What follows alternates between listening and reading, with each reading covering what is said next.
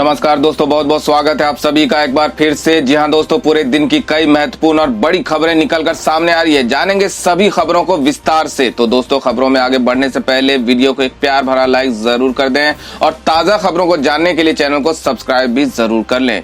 तो देखते हैं पहली बड़ी खबर क्या निकल कर आ रही है।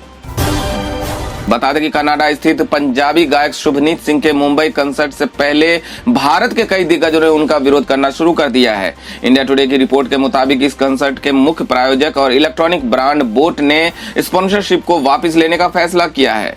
बता दें कि शुभ के नाम से मशहूर 26 वर्षीय पंजाबी गायक 23 से 25 सितंबर तक मुंबई में कार्डेलिया क्रूज पर प्रदर्शन करने वाले हैं और नई दिल्ली, बेंगलुरु और हैदराबाद जैसे शहरों में प्रदर्शन के साथ देश भर में उनका दौरा भी तय है। बता दें कि शुभनीत सिंह पर खालिस्तानी समर्थक होने का आरोप है। मंगलवार को बोट ने सोशल मीडिया प्लेटफॉर्म एक्स पर घोषणा की कि वो इस साल की शुरुआत में कलाकार द्वारा की गई विवादित टिप्पणियों का हवाला देते हुए कनाडाई गायक के भारत दौरे के अपने प्रायोजन को वापस ले लेगा। बोट ने कहा कि जबकि अविश्वसनीय संगीत समुदाय के प्रति हमारी प्रतिबद्धता गहरी है, लेकिन हम सबसे पहले एक सच्चे भारतीय ब्रांड है।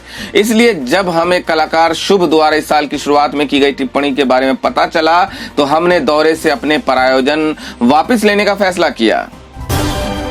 राजनीतिक दलों को कमजोर महिलाओं को चुनने की आदत, राज्यसभा में बोले मल्लिकार्जुन खड़गे। बता दें कि संसद के विशेष सत्र में आज से नए संसद भवन में कार्रवाई शुरू हो गई है। लोकसभा में केंद्रीय कानून मंत्री अर्जुन राम मेघवाल ने लोकसभा में महिला आरक्षण विधेयक पेश कर दिया है। इस विधेयक के पेश होने के बाद इस पर चर्चा भी शुरू हो गई। इसी क्रम में आज राज्यसभा के नेता मल्लिकार्जुन खड़गे ने इस सभी राजनीतिक पार्टियों पर सवाल उठाते हुए कहा कि अनुसूचित जाति की महिलाओं की साक्षरता दर कम है और यही कारण है कि राजनीतिक दलों को कमजोर महिलाओं को चुनने की आदत है और वे उन लोगों को नहीं चुनते जो शिक्षित और लड़ सकते हैं। मल्लिकार्जुन खड़गे ने कहा कि दलित और पिछड़ी जाति की महिलाओं को वो मौका नहीं मिलता जो बाकी सबको मिलता है। वहीं खड़गे की इस टिप्पणी पर केंद्रीय वित्त मंत्री निर्मला सीतारमण ने जवाब दिया कि निर्मला सीतारमण ने कहा कि हम विपक्ष के नेता का सम्मान करते हैं, लेकिन इस तरह का बयान देना कि सभी पार्टियां ऐसी महिलाओं को चुनती है जो प्रभावी नहीं है, बिल्कुल अस्वीकार्य है। हम सभी को हमारी पार्टी और प्रधानमंत्री ने सशक्त बनाया है। राष्ट्रपति द्रौपदी मुर्मू एक सशक्त महिला हैं।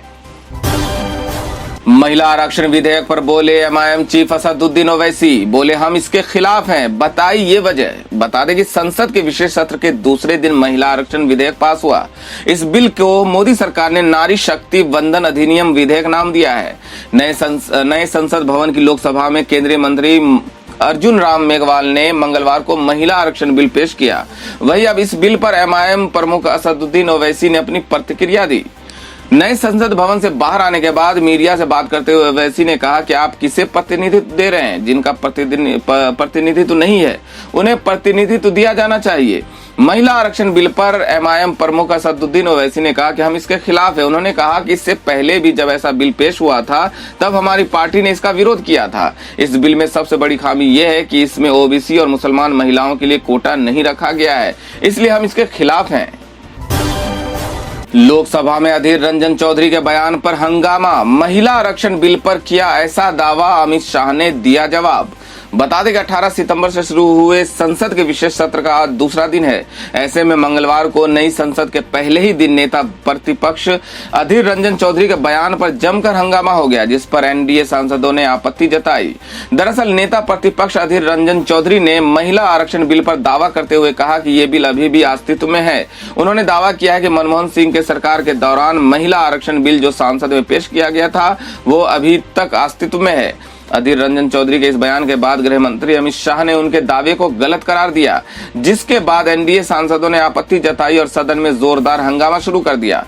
केंद्रीय गृह मंत्री अमित शाह ने कहा कि बिल अब अस्तित्व में नहीं है, नेता प्रतिपक्ष के बयान को रिकॉर्ड से हटाया जाए। लोकसभा में अधीर रंजन चौधरी ने कहा कि राजीव गांधी, नरसिम्हा राव और मनमोहन सिंह सरकार ने अलग अलग समय पर महिला आरक्षण बिल को पास कराने की कोशिश की, लेकिन कभी राज्यसभा में पास होता था, लोकसभा में पास नहीं होता था, कभी लोकसभा में पास होता था तो राज्यसभा में गिर जाता था। उसके बाद उन्होंने दावा करते हुए कहा कि मनमोहन सिंह सरकार के वक्त जो महिला आरक्षण बिल आया था वो अभी तक जिंदा है, उसे राज्यसभा में पेश किया गया था।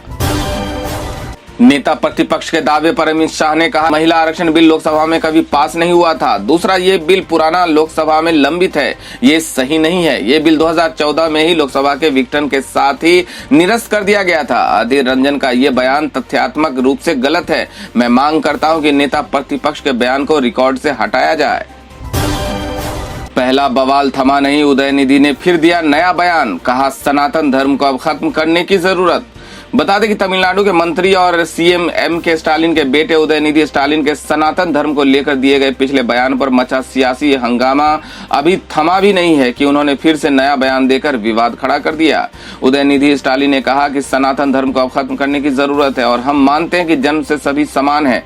दरअसल उदयनिधि ने यह बयान तमिलनाडु के गवर्नर RN रवि की उस टिप्पणी के जवाब में दिया जिसमें उन्होंने कहा कि प्रदेश में सामाजिक और जातिगत भेदभाव है।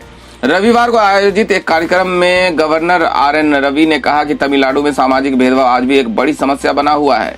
वहीं इस बयान को लेकर जब पत्रकारों ने उदयनिधि स्टालिन से बात की तो उन्होंने कहा कि हम भी तो वही बोल रहे हैं जो गवर्नर ने कहा और यही वजह है कि हम लगातार इस बात को कह रहे हैं कि सनातन धर्म को खत्म कर देना चाहिए। हम भी जातिगत भेदभाव का मुद्दा उठा रहे हैं और हमारा कहना है कि जन्म से सभी लोग समान है। जाति के आधार पर चाहे जहां भी भेदभाव हो वो गलत है। इंडिया अलायंस में शामिल होने का न्योता न मिलने पर बरसे असदुद्दीन ओवैसी, वहां दम घुट रहा होगा। गैर बीजेपी दलों के ग्रुप इंडिया अलायंस में शामिल होने का न्योता नहीं मिलने पर ऑल इंडिया मजलिसे इत्तेहादुल मुस्लिमीन यानी MIM अध्यक्ष असदुद्दीन ओवैसी सोमवार को खुलकर सामने आए। उन्होंने मीडिया के सामने ओवैसी ने कहा कि हम इंडिया गठबंधन में नहीं है और मुझे इसकी परवाह नहीं है। वहां दम घुट रहा होगा।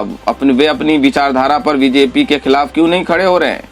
उन्होंने कहा कि अगर वे हमें टिकट देंगे तो उन्हें हिंदू वोट नहीं मिलेगा। मैं खुले तौर पर कह रहा हूं कि बंद दीवारों के पीछे कहते हैं। वहीं ओवैसी ने राहुल गांधी की वायनाड में जीत को लेकर कहा कि राहुल गांधी अमेठी में हार गए लेकिन वायनाड में जीत गए। वो वायनाड से इसलिए जीते क्योंकि वहां मुस्लिम लीग है। मुस्लिम लीग ने उन्हें डूबने से बचाया। वहां चुनाव नहीं लड़ूंगा। वहां बीजेपी के साथ मेरा कोई डील नहीं हुई है। ओवैसी ने आगे ये भी कहा कि मेरा रुझान इस बात को स्वीकार नहीं करता कि मुसलमानों को चुनाव लड़ना चाहिए। मुझे लगता है कि मुसलमानों को चुनाव में भाग लेना चाहिए। जब तक आप लड़ेंगे नहीं तब तक आप जीत नहीं पाएंगे। अगर आप हार भी जाते हैं तो भी चुनाव में खड़ा होना जरूरी है। अगर आप हार के डर से चुनाव नहीं लड़ेंगे तो आप कभी नहीं जीत पाएंगे। लोकसभा चुनाव से पहले बीजेपी को बड़ा झटका। AIADMK नेता ने किया गठबंधन खत्म करने का दावा। लोकसभा चुनाव से पहले सत्ताधारी बीजेपी को बड़ा झटका लगा है। जहां दक्षिण भारत की अहम पार्टी अन्ना द्रमुक AIADMK ने उसके साथ गठबंधन खत्म करने का दावा किया।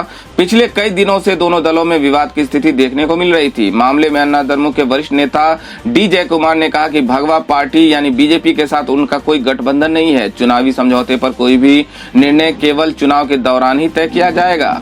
जयकुमार ने तमिलनाडु बीजेपी चीफ अन्नामलई पर भी निशाना साधा है। साथ ही द्रविड़ नेता CN अन्नादुरई पर टिप्पणी की आलोचना की। उन्होंने कहा कि उनकी पार्टी के कार्यकर्ता दिवंगत मुख्यमंत्री का अपमान बर्दाश्त नहीं करेंगे। उन्होंने जयललिता समेत अन्य अन्ना द्रमुक नेताओं के बारे में विवादित टिप्पणी की थी। ऐसे में AIADMK ने बीजेपी से मांग की कि उन पर लगाम लगाई जाए लेकिन ऐसा नहीं हुआ। ओवैसी का बीजेपी पर जोरदार हमला। कहा, गोडसे सावरकर की संतानों को भगाने का समय आ गया है। बता दें कि ऑल इंडिया मजलिसे इत्तेहादुल मुस्लिमीन यानी MIM नेता असदुद्दीन ओवैसी ने कहा कि राष्ट्रीय स्वयंसेवक RSS और भारतीय जनता पार्टी पर उनकी विचारधाराओं को लेकर जोरदार हमला बोला।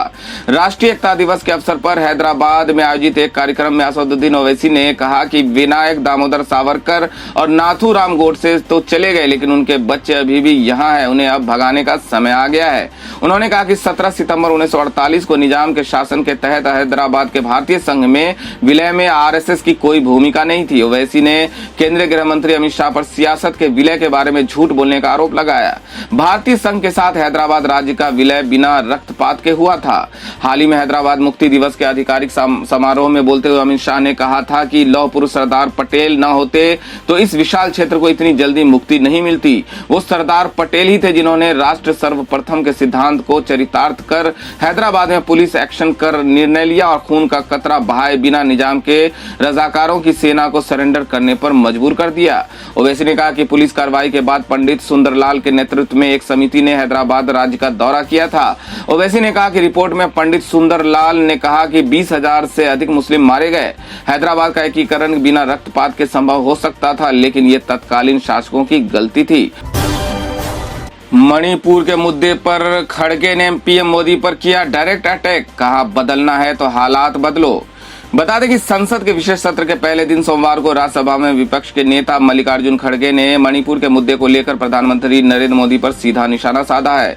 उन्होंने पीएम मोदी की इस बात को लेकर आलोचना की है कि वे विदेश दौरों पर तो जाते हैं लेकिन मणिपुर नहीं जा रहे हैं। खड़गे ने इस दौरान मोदी सरकार के खिलाफ एक कटाक्ष वाली कविता भी पढ़ी और उसे कुर्सी छोड़ने तक की मांग कर दी। कांग्रेस ने पार्टी अध्यक्ष के इस कविता को अपने एक्स हैंडल यानी ट्विटर पर भी शेयर किया है।